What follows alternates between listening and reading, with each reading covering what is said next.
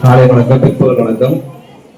இந்த நாடு 27வது குடியரசு தினத்தை கொண்டாடும் நாளில் இந்த நிகழ்ச்சி ஏற்பாடு செய்யப்பட்டது உண்மையிலே பொருத்தமானதாக நான் கருதுகின்றேன். அதற்காகவே வசந்த் அவர்களை நான் பெரிய பாராட்டுகளை தெரிவித்துக் கொள்கிறேன்.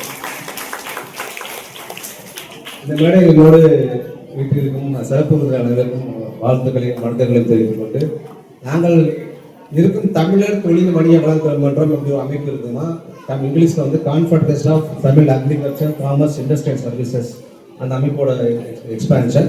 அது சுருக்கமாக சீட்டாசின்னு சொல்லுவாங்க. நண்பர்கள் பேசும்போது சீட்டாசின்னு சொல்லியிருப்பாங்க.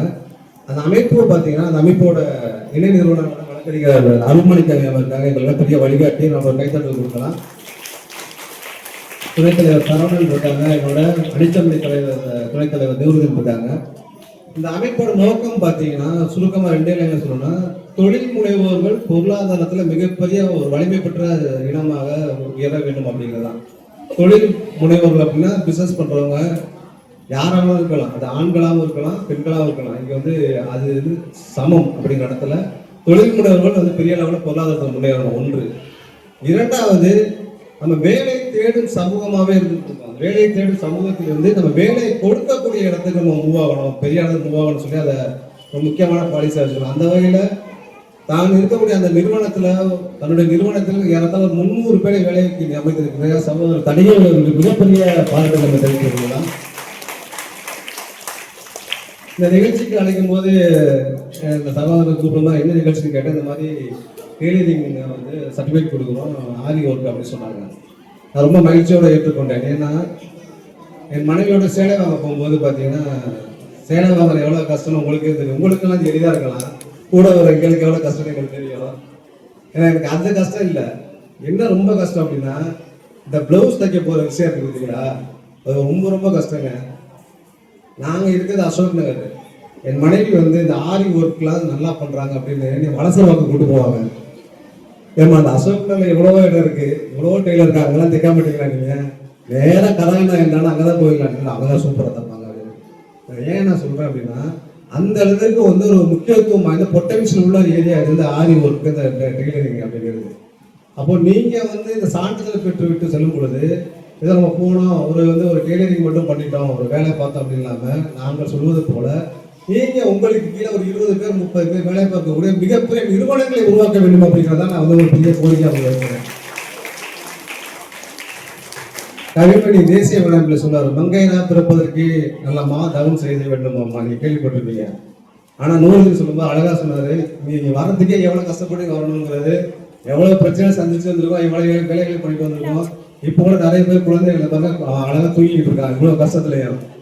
ஸோ அவ்வளோ சிக்கல்களுக்கு நடுவில் தான் நீங்கள் ஒவ்வொரு விஷயத்தையும் செய்வீங்க. அது உண்மையிலேயே பெரிய விஷயம். அதுக்காகவே உங்களுக்கு அனைவரும் பெரிய பாராட்டுகளும் வாழ்த்துக்களையும் தெரிவிச்சுக்கிறேன். சிக்கல்கள் சவால்கள் எல்லாத்துக்குமே இருக்கு. 2 உதாரணங்கள் சொல்கிறேன். ஒருத்தர் சுகிதா சாரங்கராஜ் கேள்விப்பட்டிருப்பீங்க. அவங்க ஒரு நியூஸ் சேனல் தொலைக்காட்சியோட பொறுப்பாசிரியராக இருக்காங்க இன்றைக்கு. அவங்க அவங்க வாழ்க்கையை பற்றி சொல்லும் பொழுது, 2004 அவங்க ஊர்லேருந்து சென்னைக்கு வராங்க. சென்னையில் யாருமே தெரியாது. அவங்க வேலையை தேடுறாங்க, வேலை கிடைக்குது, கல்யாணம் பண்ணிக்கிறாங்க, ஒரு பெண் குழந்தை பிறக்குது. கொஞ்ச நாள் அவங்களுக்கு அந்த திருமண ஒரு வசந்த விவாகரத்துக்கு போகிறாங்க, வழக்கு நீதிமன்றத்தில் இருக்குது. ஆனால் அந்த கடையில் அந்த பெண் குழந்தை 11 வயசு ஆகிடுது, 11 மாதம் ஆகிடுது.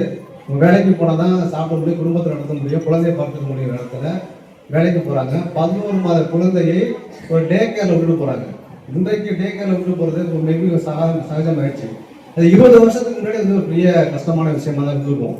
அப்போது அந்த மாதிரி பெண் குழந்தைய 11 மாத பெண் குழந்தையை டே கேரில் விட்டு டெய்லி அவங்க வேலைக்கு போயிட்டு வராங்க. அவங்க அடுத்தடுத்த வேலைக்கு போகிறாங்க, சன் டிவிக்கு போகிறாங்க, கலைஞர் செய்திகள் நியூஸுக்கு போகிறாங்க. அப்போ அந்த பெண் குழந்தைய வளர்ந்து வருது, 5 வயது ஆகுது. அந்த பள்ளிக்கு போகும்போது இவங்க காலையில் சமைச்சதெல்லாம் வச்சுட்டு இவங்க வேலைக்கு போயிடுவாங்க வீட்டை கூட்டிகிட்டு.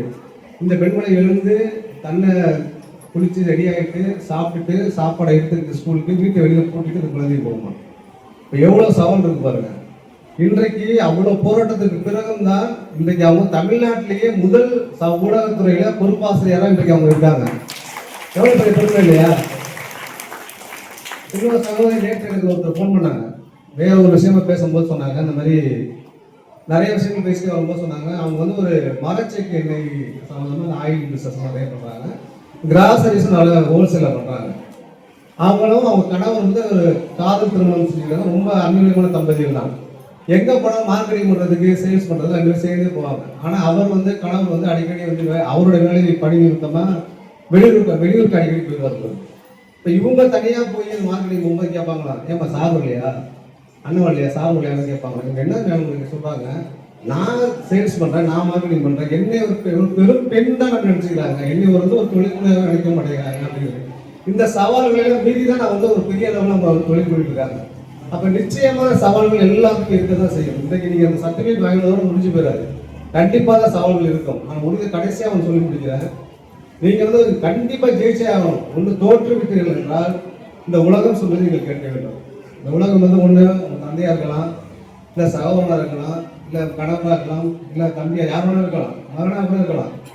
அவர்கள் என்ன வேணா சொல்லுவாங்க, நீங்க இந்த உடை தான் கொடுக்கணும், இதுதான் சாப்பிடணும், நீங்க அங்கே போகணும், போகக்கூடாது, இதெல்லாம் சொல்லுவாங்க. நீங்கள் வெற்றி பெற்று விட்டீர்கள் என்றால் பொருளாதாரத்தில் நீங்கள் சொல்வதை உலகம் கேட்கும்.